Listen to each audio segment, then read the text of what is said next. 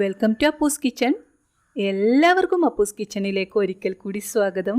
എല്ലാവരും ഉഷാറായിരിക്കുന്നില്ലേ? ഇന്നത്തെ വീഡിയോ ചെറിയൊരു മേക്ക് ഓവർ വീഡിയോ ആണ്. ഞങ്ങളുടെ വീട്ടിലെ ഇടനാഴി കുറച്ചൊക്കെ മാറ്റങ്ങൾ വരുത്തിയ കാഴ്ചയാണ് നിങ്ങളുമായി പങ്കുവെക്കുന്നത്. അപ്പോൾ വീഡിയോ മുഴുവനായി കാണും മുമ്പ് സബ്സ്ക്രൈബ് ബട്ടൺ റെഡ് ആയിട്ടാണ് ഉള്ളതെങ്കിൽ അതൊന്ന് പ്രസ് ചെയ്തേക്കണേ. കൂടെ കാണുന്ന ബെല്ലൈക്കണിൽ ക്ലിക്ക് ചെയ്താൽ ഓൾ എന്ന ഓപ്ഷൻ കാണാം. അതുകൂടി ഒന്ന് ക്ലിക്ക് ചെയ്താൽ ഞാനിടുന്ന എല്ലാ വീഡിയോസിൻ്റെയും നോട്ടിഫിക്കേഷൻ നിങ്ങൾക്ക് വരുന്നതായിരിക്കും.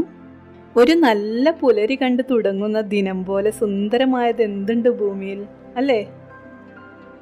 നമുക്ക് പ്രിയമുള്ളതൊക്കെയുമാണല്ലോ നമ്മുടെ പ്രയോറിറ്റി ലിസ്റ്റിൽ വരുന്നത്. ഹസ്ബൻഡിന് ചെടികളോടുള്ള ക്രേസ് കൊണ്ടാണ് എനിക്കും ഇവയെ പരിപാലിക്കാനും നടാനും ഒക്കെയുള്ള ഒരു പ്രേരണ ഉണ്ടാകുന്നത്.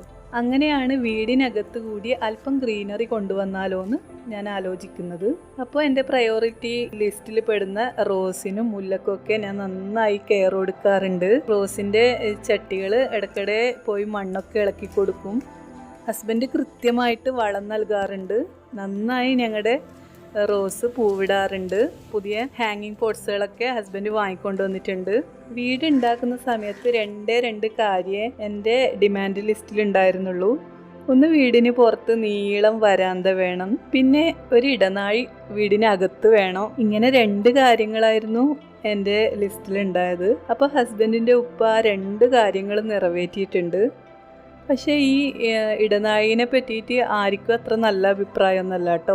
വീട് റിനോവേഷൻ നടത്തുന്നുണ്ടെങ്കിൽ ഈ ചുമരൊക്കെ പൊളിച്ച് മാറ്റിക്കോളൂ എന്നൊക്കെ എല്ലാവരും പറയാറുണ്ട്. പക്ഷേ എനിക്ക് വീട്ടിലെ ഫേവററ്റ് പ്ലേസ് ഇത് തന്നെയാണ് കേട്ടോ. മുമ്പ് ഇവിടെ ഒരു അയൺ ടേബിൾ വെച്ച് ഇവിടെ നിന്നാണ് ഡ്രസ്സ് പ്രസ് ചെയ്യാറൊക്കെ ഉണ്ടായിരുന്നത്.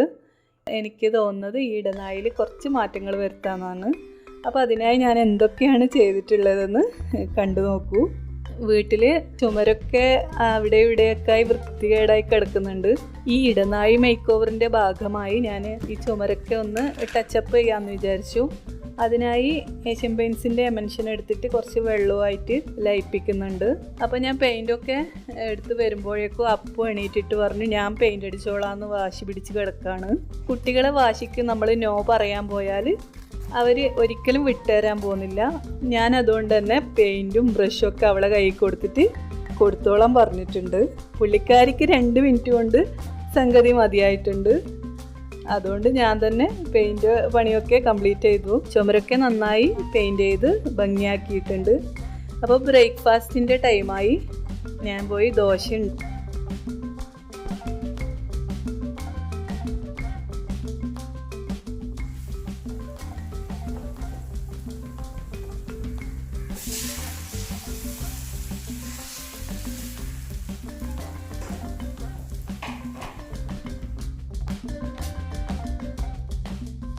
അപ്പോൾ ഈ മേക്ക് ഓവറിൻ്റെ ഭാഗമായിട്ട് ഇന്നലെ രാത്രി ഒരു ഫ്ലവർ വേസ് ഉണ്ടാക്കുന്നുണ്ടായിരുന്നു. ജാസ്മിനോട് ഒരു പെയിൻറ്റിങ് ചെയ്യാനും കൂടി പറഞ്ഞിട്ടുണ്ട്. അപ്പോൾ അവളത് രാവിലെ അതിൻ്റെ പണികൾ ഇങ്ങനെ എടുത്തുകൊണ്ടിരിക്കുന്നുണ്ട്. കഴിഞ്ഞ ദിവസത്തെ ഓണസദ്യയൊക്കെ കഴിച്ച് ഇപ്പോൾ ഒരു ബിരിയാണി കഴിച്ചാലോ എന്നായിട്ടുണ്ട്. അതുകൊണ്ട് തന്നെ ഇന്ന് ബീഫ് ബിരിയാണിയാണ് കേട്ടോ ഉണ്ടാക്കിയത്. അതിൻ്റെ കൂടെ കഴിക്കാൻ വേണ്ടിയിട്ടൊരു റൈത്ത തയ്യാറാക്കുകയാണ്. അല്പം കക്കുംബറും ക്യാരറ്റും മല്ലിയിലൊക്കെ അരിഞ്ഞിട്ട് അതിൽ തൈരൂടി ചേർത്ത് സംഭവം റെഡിയാക്കിയിട്ടുണ്ട്.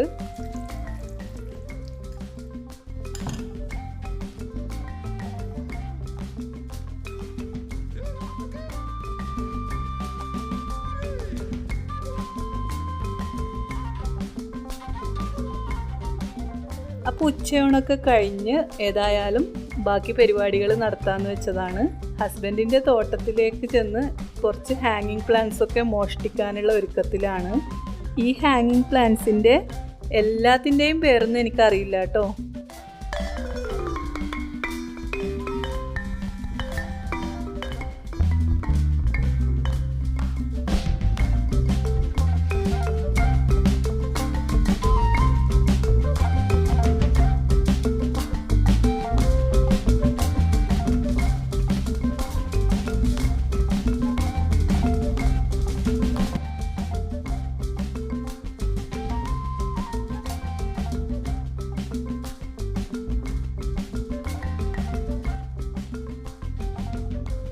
മണ്ണും കൊക്കോപീറ്റും എടുത്ത് ചാണകപ്പൊടി കൂടി ചേർത്ത് നന്നായി മിക്സ് ചെയ്ത് നടിയിൽ മിശ്രിതം ഒരുക്കിയിട്ടുണ്ട്. ഇനി ഓരോ പോട്ടിൻ്റെയും മുക്കാൽ ഭാഗത്തോളം ഇത് നിറച്ചു കൊടുത്ത് നമുക്ക് ചെടികൾ വെക്കാം.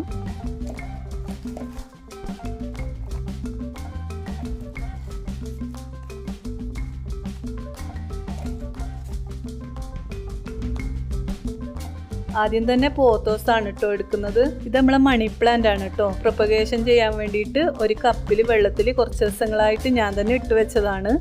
ഇപ്പോൾ ദാ ഇതിൻ്റെ അടിയിൽ നിന്നും വെളുത്ത കളർ കാണുന്ന വേരുകളില്ലേ, അത് വന്നു തുടങ്ങിയിട്ടുണ്ട്. അപ്പോൾ ഇങ്ങനെ ചെയ്തിട്ട് നമ്മൾ ചട്ടിയിൽ വെക്കുകയാണെങ്കിൽ ഇത് എളുപ്പത്തിൽ നല്ല ഒരു ബുഷി ടൈപ്പായിട്ട് വളർന്നു കിട്ടും. അപ്പോൾ ഏകദേശം പ്ലാന്റ്സൊക്കെ ചെയ്തു കഴിഞ്ഞപ്പോൾ കുറച്ചുകൂടി പോട്ട്സ് ബാക്കി വന്നിട്ടുണ്ട്. കുറച്ചുകൂടി ചെടികൾ നിറക്കാമെന്ന് വെച്ച് വീണ്ടും ഹസ്ബൻഡിൻ്റെ തോട്ടത്തിൽ പോയിട്ട് പ്ലാന്റ്സ് എടുക്കുന്നുണ്ട്. ഈ ഭംഗിയുള്ള പ്ലാന്റ് അംബ്രല്ല പ്ലാന്റ് ആണത്ര.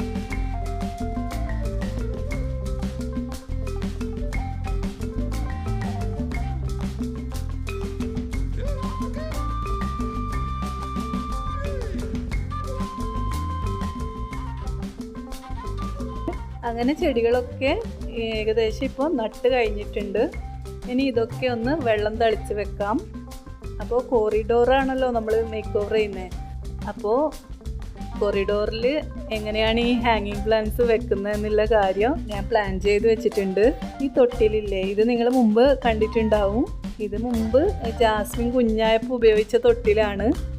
ഇതും നേരത്തെ പറഞ്ഞ പോലെ എൻ്റെ പ്രയോറിറ്റി ലിസ്റ്റിൽ പെടുന്ന ഒന്നാണ് കേട്ടോ. അപ്പോൾ മാസിനും മർവാനും ചേർന്ന് തൊട്ടിൽ ഇടനാഴിയിലേക്ക് കൊണ്ടുവച്ചിട്ടുണ്ട്. ഈ തൊട്ടിലിൻ്റെ മരത്തിൻ്റെ അഴികളിലാണ് കേട്ടോ ഞാൻ ഹാങ്ങിങ് പോട്ട്സ് ഫിറ്റ് ചെയ്യുന്നത്.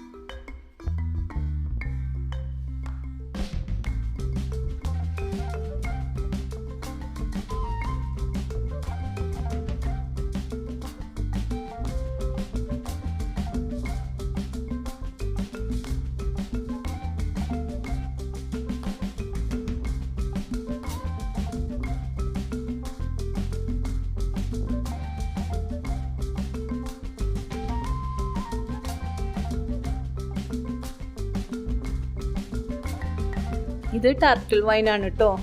ഈ ടർട്ടിൽ വൈന് ഞാൻ ഒരാഴ്ച മുന്നേ പോട്ടിൽ വെച്ചിട്ട് വളർത്തിയെടുത്തതാണ്. അതുകൊണ്ട് തന്നെ ഇത് നന്നായിട്ട് വന്നിട്ടുണ്ട്. ഇതുപോലെ നമ്മൾ നേരത്തെ ചെയ്ത പോത്തോസും ഒക്കെ ഈ മരത്തിൽ ഘടിപ്പിച്ചിട്ടുണ്ട് കേട്ടോ. കുറച്ച് സാധനങ്ങളൂടി ഞാൻ ഈ മേക്ക് ഓവറിന് വേണ്ടി പർച്ചേസ് ചെയ്തിട്ടുണ്ട്. കുറച്ചെന്ന് വെച്ചാൽ വളരെ കുറച്ച്, ഒരു 100 രൂപക്കുള്ളിൽ വരുന്ന സാധനങ്ങളെ വാങ്ങിച്ചിട്ടുള്ളൂ. ഒരു വേസ്റ്റ് ബിന്ന് വാങ്ങിച്ചു, പിന്നെ ഇതാ ഈ പെൻസിൽ ഹോൾഡർ വാങ്ങിച്ചു. ഇതൊരു റീഡിങ് പ്ലേസ് ആക്കാൻ വേണ്ടിയിട്ടാണ് കേട്ടോ ഞങ്ങളുടെ തീരുമാനം. മർവാനി ക്ലോക്കൊക്കെ കൊളുത്തിയിട്ട് ഈ കുഞ്ഞു ടേബിൾ കോർണറിൽ വെക്കുന്നുണ്ട്. പ്ലാന്റ്സ് കൂടുതലുള്ള വശം വെയിലേൽക്കുന്ന ഭാഗത്തേക്ക് തിരിച്ചു വെച്ചിട്ടുണ്ട്.